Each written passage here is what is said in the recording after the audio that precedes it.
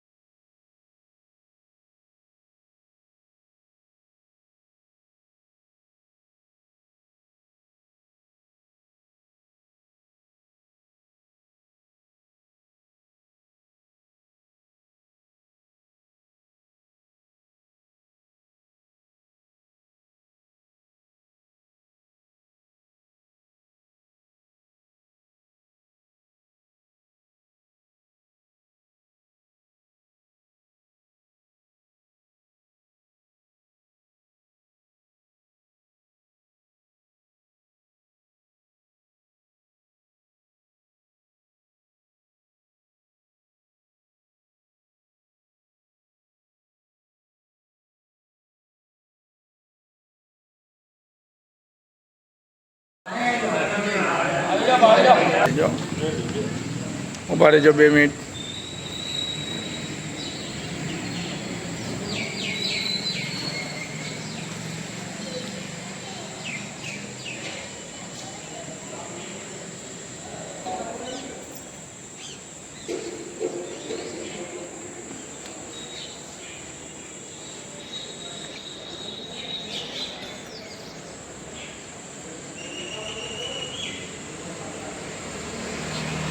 નો આવ્યા ને દઈ દેવું। हेलो બૂમ વગર ની કે हाँ बोम कर लो ऊपर है ઉભા રહેજો।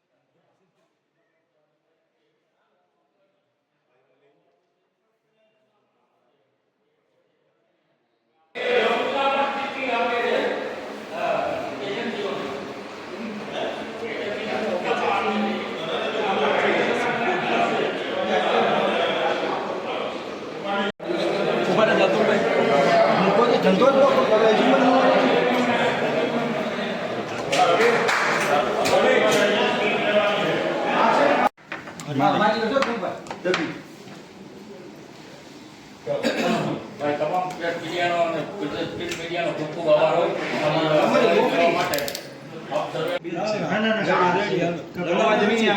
ભલે ને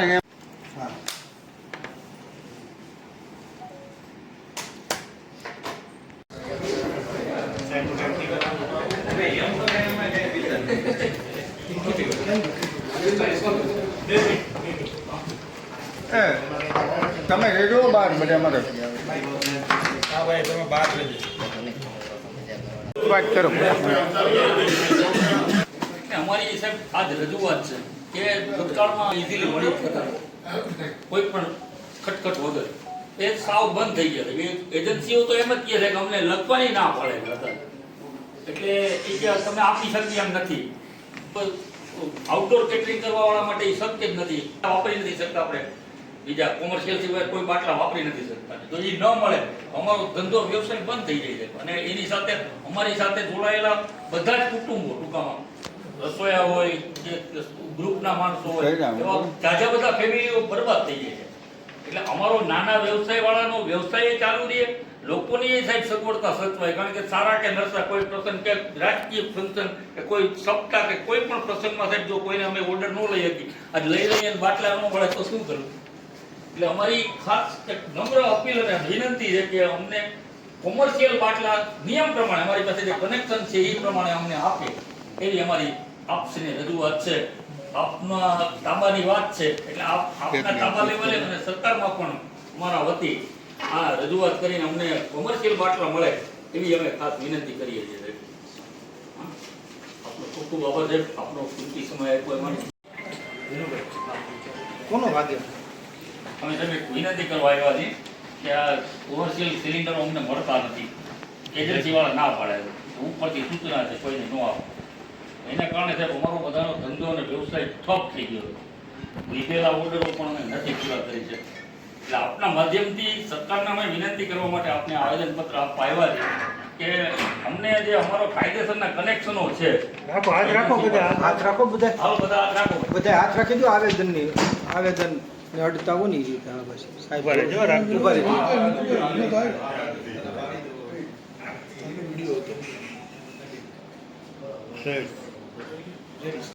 જી સ્ટાર્ટ. મારું નામ બિપિન પ્રભુદાસભાઈ કામદાર, પ્રમુખ જુનાગઢ કેટરિંગ એસોસિએશન.